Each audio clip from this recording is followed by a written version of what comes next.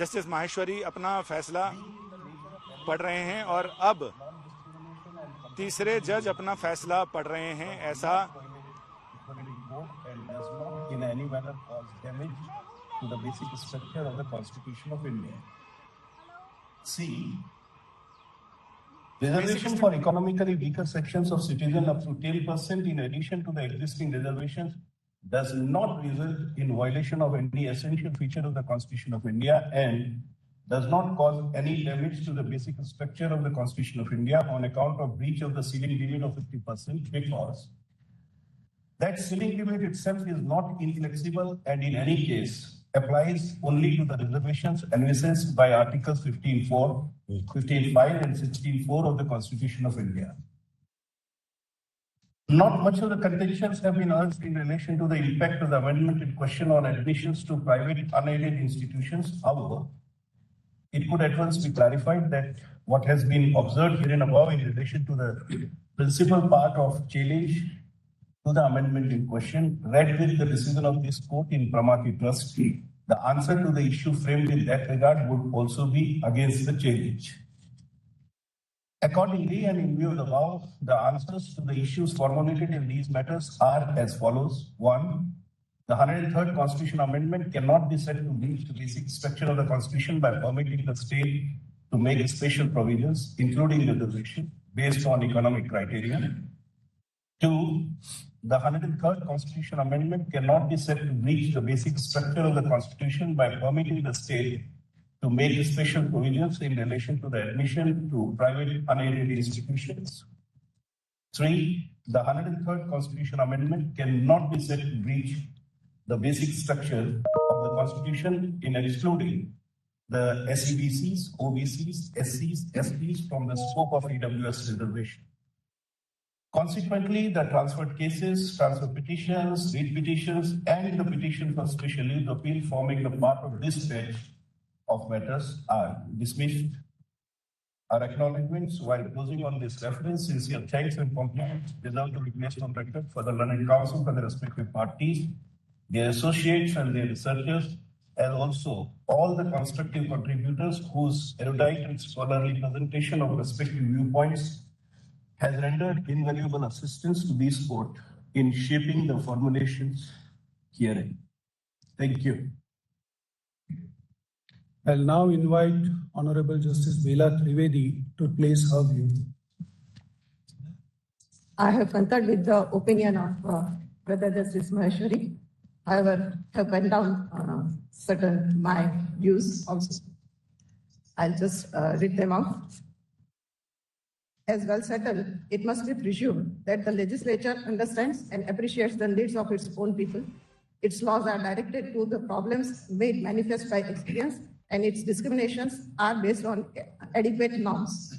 Therefore, the constitutional amendment could not be struck down as discriminatory if the state of facts are reasonably conceived to justify it.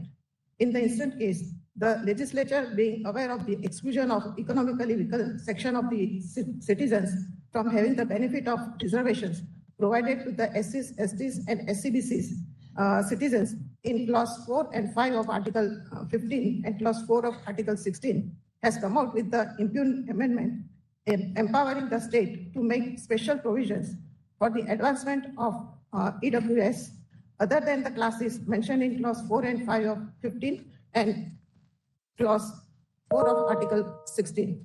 The impugned amendment enabling the state to make special provisions for EWS of citizens other than SCs, STs, and SCBCs is required to be treated as an affirmative action on the part of the Parliament for the benefit of and for the advancement of the EWS of the citizens. Treating EWS of citizens as a separate class would be a reasonable classification and could not be termed as unreasonable or unjustifiable classification, much less a betrayal of basic feature or violative of Article 14. As laid down by this court, just as equals cannot be treated as unequals, unequals also cannot be treated as treated equally. Treating unequals as equals would be as well offend the doctrine of equality enshrined in Article 14 and 16 of the Constitution. The SCs, STs, and backward class for whom the special provisions have already been provided in Article 14, 15.4, 15.5, and 16.4 form a separate category as distinguished from the general or unreserved category. They cannot be treated at par with the citizens belonging to the general or unreserved category. The Impune Amendment creates a separate class of EWS from the general or unreserved class without affecting the special rights of reservations provided to the SCs, STs, and SCBCs. Therefore, their exclusion from the newly created class for the benefit of EWS in the Impune Amendment cannot be said to be discriminatory or violative of Equality Code. Such amendment would certainly not be termed as shocking, unconscionable, or unscrupulous travesty of quintessence of equal justice as sought to be submitted by learned counsels for the petitioners. The sum and substance is that the limitations, that is substantive or procedural, imposed on the exercise of constituent power of the state under Article 368 could not be said by any stretch of imagination to have been disregarded by the Parliament. Neither the procedural limitation, that is the mode of exercise of amending power, has been disregarded, nor substantive limitation, that is the restricted field, has been disregarded, which otherwise would invalidate the impugned amendment. What is visualized in the preamble and what is permissible, both in Part 3 and Part 4 of the Constitution, could not be said to be violative of the basic structure or basic feature of the Constitution. In absence of any obliteration of any of the constitutional provisions and in absence of any alteration or destruction in the existing structure of Equality Code or the basic structure of the Constitution, neither the width test nor the identity test as propounded in Keshwanand could be said to have been violated in the Impune Amendment. Accordingly, the challenge to the constitutional validity of 103rd Amendment fails and the validity thereof is upheld. And before parting, I have expressed my views on the time span to be prescribed for the reservation policy. I have quoted the observations made by the Constitution Bench in K.C. Vasant Kumar, observations of Justice D.A. Desai, Justice Venkatramaiah, Justice Chandrachud as he then was, and also in the case of Ashok Kumar. And then I said, what was envisioned by the framers of the Constitution, what was proposed by the Constitution Bench in 1985, and what was sought to be achieved on the completion of 50 years of the advent of the Constitution, that is, the policy of reservation must have a time span, has still not been achieved even till this day, that is, till the completion of 75 years of our independence. It cannot be gainsaid that the age-old caste system in India was responsible for the origination of this reservation system in the country. It was introduced to correct the historical injustice faced by the persons belonging to the SCs, STs, and other backward classes, and to provide them a level playing field to compete with the persons belonging to the forward classes. However, at the end of 75 years of our independence, we need to revisit the system of reservation in the larger interest of the society as a whole, as a step forward towards the transformative constitutionalism. Be it noted that as per Article 334 of the Constitution, the provisions of Constitution relating to the reservation of seats for SCs and STs in the House of People and in the legislative assemblies of the states would cease to have effect on the expiration of the period of 80 years from the commencement of the Constitution. The representation of Anglo-Indian community in the House of Parliament and in the legislative assemblies of the state by nomination has already ceased by virtue of 104th Amendment, that is with effect from 25th January 2020. Therefore, similar timeline, if prescribed, for the special provisions in respect of the reservations and representations provided in Articles 15 and 16 of the Constitution, it would be a way forward leading to an egalitarian, casteless, and classless society. Thank you so much.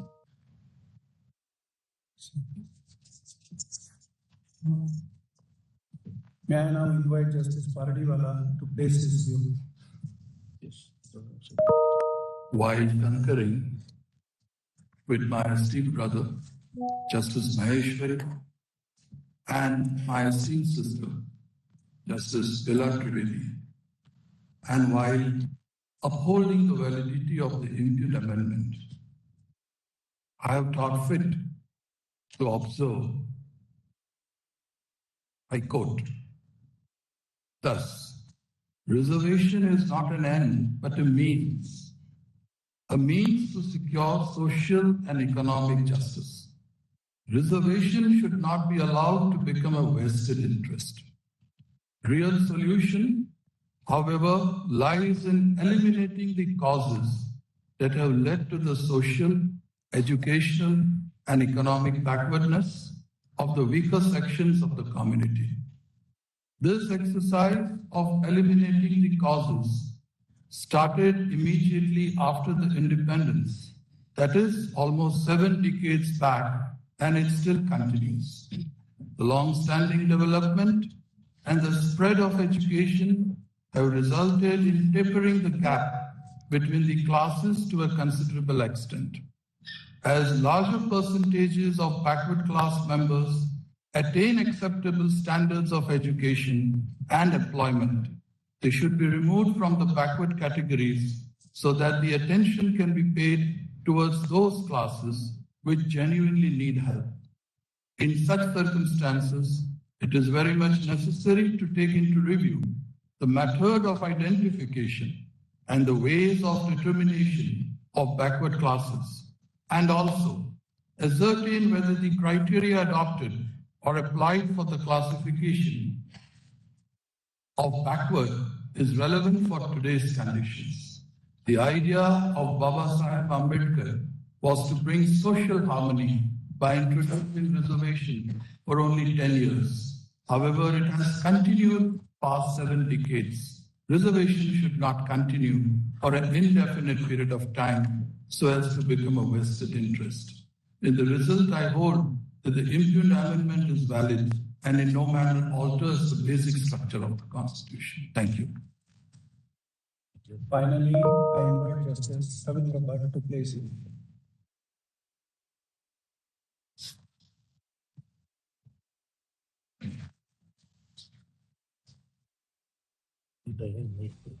I regret my inability to concur with the views expressed by the majority opinion on the validity of the 103rd Amendment on question number 3, since I feel, for reasons set out elaborately in the following opinion, that this court has for the first time in the seven decades of the Republic sanctioned an avowedly exclusionary and discriminatory principle.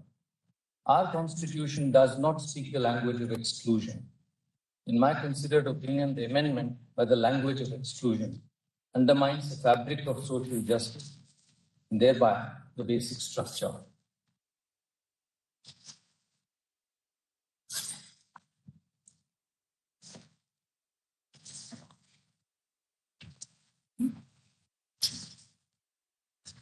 I am of the opinion that the application of the doctrine of classification, differentiating the poorest segments of societies as one segment, that is the poor beneficiaries of reservation, and the other, the poorest who are subjected to additional disabilities due to caste stigmatization or social barrier-based discrimination, the latter being justifiably kept out of the new reservation benefit, is an exercise in deluding ourselves that those getting social and educational backwardness-based reservations are somehow more fortunate. This classification is plainly contrary to the essence of equal opportunity. If this Constitution means anything, it is that the code of Articles 15.1, 15.2, 15.4, 16.1, 16.2 and 16.4 are one indivisible. आधार पर आरक्षण मिलेगा, ये आज की सबसे बड़ी खबर है। और हमारे संवाददाता संजय ने पहले ही इस तरह की जो है आशंका व्यक्त की थी कि संभवतः 2 फैसले आए और 3-2 से फैसला आया है। बड़ी खबर यह है कि आर्थिक आधार पर आरक्षण जारी रहेगा। संजय शर्मा हमारे संवाददाता हमारे से जुड़ गए। संजय, 3-2 की आपने बात की थी, वही हुआ, 3-2 से फैसला आया और ईडब्ल्यूएस कोटे के तहत आर्थिक आधार पर आरक्षण जो है मिलेगा। ये बड़ी खबर संजय। ये सरकार के लिए भी राहत है और उन लोगों के लिए भी राहत है जो गरीबी की वजह से आगे बढ़ने में अक्षम थे और जो प्रतिभा होते हुए भी सिर्फ गरीबी की वजह से, गरीबी के भार से दबे हुए थे। अब उन लोगों को आगे आने का रास्ता साफ हो गया है। सरकार के लिए राहत यह है कि सरकार ने जो 103वां संशोधन किया था, वो संविधान का 130वां संशोधन सुप्रीम कोर्ट ने उसे अपहेल्ड कर दिया है, उसे मंजूरी दे दी है, उस पर अपनी मोहर लगा दी है। यानी कुल मिलाकर सबके लिए राहत की खबर है। अब इस पर याचिकाकर्ताओं की प्रतिक्रिया क्या आती है, ये एक सवाल मैं माफी के साथ आपको टोक रहा हूं, कहेंगे क्या क्या जस्टिस भट्ट की राय भी, क्या वो भी इस ईडब्ल्यूएस आरक्षण के पक्ष में है? उनकी राय क्या है? अभी जस्टिस भट्ट अपना फैसला सुना ही रहे हैं, लेकिन जैसे ही 3 जजों ने इस फैसले को अपहेल्ड किया, सरकार के इस नीति को अपहेल्ड किया, उससे ये साफ हो गया कि और चूंकि ऐसे परंपरा रही है कि जो बहुमत का फैसला है वो पहले सुनाया जाता है, अल्पमत का फैसला बाद में सुनाया जाता है। जस्टिस भट्ट के फैसले का अभी वो पढ़ ही रहे हैं अपना फैसला, उसकी सारी बातें बता रहे हैं, लेकिन फिर एक बार मेरे पास ऑडियो वहां का मिलना बंद हो गया है, जो कोर्ट रूम का ऑडियो मिल रहा था, जिससे हम ये पल पल की जानकारी अपने दर्शकों को दे रहे थे और बता रहे थे कि कौन से जज क्या पढ़ रहे हैं। लेकिन अब जस्टिस भट्ट और चीफ जस्टिस को अपना फैसला बताना है, लेकिन 3 जजों के फैसले के साथ ये साफ हो गया है कि सरकार की नीति को जीवन दान मिल गया है, सुप्रीम कोर्ट ने उसे अपहेल्ड कर दिया है, तो ऐसे में 10% आरक्षण का रास्ता साफ होगा। इसकी क्या क्या टेक्निकलिटीज हैं, क्या क्या नियम और शर्तें हैं, उन सारी चीजों पर अब एक बार देखना होगा कि विस्तृत फैसला देखना होगा कि विस्तृत फैसले में क्या क्या कहा गया है। चूंकि फैसला हजारों पेज का होगा, 5 जजेज ने अलग अलग फैसला लिखा है, तो 1000 पेज से ज्यादा का फैसला तो जरूर होगा, क्योंकि पुराने सारे फैसले इस मामले को लेकर जो दिए गए हैं, 7 पीठ के, 9 पीठ के, 13 पीठ के फैसले, तो उन फैसलों का भी इसमें हवाला दिया गया होगा और उससे उसको जस्टिफाई किया गया होगा। तो जाहिर है कि ऐसे में, लेकिन ये आज के लिए बड़ी खबर है कि आगे के लिए ये फैसला बहुत देर और बहुत दूर संजय, तक हम जिन जज की बात कर रहे थे जस्टिस भट्ट की, उनका भी आ गया है, वो आरक्षण के से असहमत है, तो ऐसे में 4-1 से ये जो फैसला है वो आया है, 4-1 से आया है। आखिरी जज का जो फैसला है वो भी आ गया है भट्ट का, जस्टिस भट्ट का, तो 4-1 से ये फैसला ईडब्ल्यूएस आरक्षण के पक्ष में आया है। आरक्षण पर मुहर लग गई है। संविधान का 103वां संशोधन संवैधानिक है, जैसे कि कहा जा रहा था कि वो असंवैधानिक नहीं है। तो संजय, 4-1 से आया फैसला, जस्टिस भट्ट इससे असहमत हैं। जी हाँ, बिल्कुल, जस्टिस भट्ट ने अपनी असहमति जताई, लेकिन जैसे ही 3 जस्टिस पारदीवाला ने अपना फैसला साफ किया, उन्होंने अपना फैसला सुनाया, तभी ये चीज बिल्कुल हाथ पर रखे हुए आंवले की तरह साफ हो गई थी कि सुप्रीम कोर्ट ने सरकार की 10% आरक्षण नीति जो कमजोर आर्थिक वर्ग के लोगों के लिए, ईडब्ल्यूएस कोटे के लिए थी, उसको अपहेल्ड कर दिया है, उसको अपनी मंजूरी दे दी है, अपनी हरी झंडी दे दी है और उसे संविधान सम्मत और कानून सम्मत माना है, उसे वैध माना है। तो लिहाजा ऐसे में देश के बहुत सारे लोगों के लिए ये एक राहत भरा फैसला है, जिनको 10% आर्थिक रूप से कमजोर वर्ग के लोगों को अब ये देखना होगा कि 8 लाख के कैप पर कोर्ट ने क्या कहा है। कोर्ट ने उसमें तीखे और सीधे सवाल पूछे थे सरकार से, आखिर आपने किस आधार पर, कौन सा सर्वे कराया है जिससे आपने ये 8 लाख का कैप दिया है कि किसी भी परिवार की अगर सालाना आमदनी 8 लाख रुपए तक होगी तो उसे इस आरक्षण का लाभ मिलेगा। उस पर सरकार ने अपनी दलीलें जरूर दी थी और इस पर कोर्ट उनकी दलीलों से कितना सहमत हुआ है, ये सारी चीजें तो विस्तृत फैसला जब अपलोड होगा कोर्ट की वेबसाइट पर तो उसके बाद पता चलेगा। लेकिन फिलहाल ये तय है कि 4 जजेज ने सरकार की इस नीति का समर्थन किया है, जिसमें ईडब्ल्यूएस कोटे के लोगों को 10% शिक्षा में और नौकरी में 10% आरक्षण देने की बात। संजय, एससी, एसटी और ओबीसी को जो आरक्षण मिल रहा था उनसे बिल्कुल अलग तरह का कोटा है, ऐसे सरकार की दलील थी। क्या सुप्रीम कोर्ट के जजेस ने भी मान लिया कि हाँ, ये बिल्कुल अलग तरह का आरक्षण है? हाँ, सरकार ने बिल्कुल ये माना है कि इससे बिल्कुल ये साफ हो गया कि सरकार आर्थिक आधार पर आरक्षण दे सकती है। शैक्षणिक, सामाजिक, राजनीतिक और आर्थिक, ये 4 क्राइटेरिया हैं, लेकिन इसमें किसी भी सवर्ण वर्ग के लोगों को भी अगर वो आरक्षण की परिधि में नहीं आते हैं तो उनको आर्थिक आधार पर आरक्षण दिया जा सकता है। गरीब लोगों को, जिनके पास प्रतिभा तो है लेकिन पैसे नहीं है, धन नहीं है, जिसके अभाव में वो बराबरी के अधिकार को हासिल नहीं कर पा रहे हैं, तो ऐसे में सरकार ने उनके लिए एक ये राह बनाई और सुप्रीम कोर्ट ने उस राह को स्पष्ट किया, मजबूत किया, विस्तृत किया और उस राह को आसान किया है।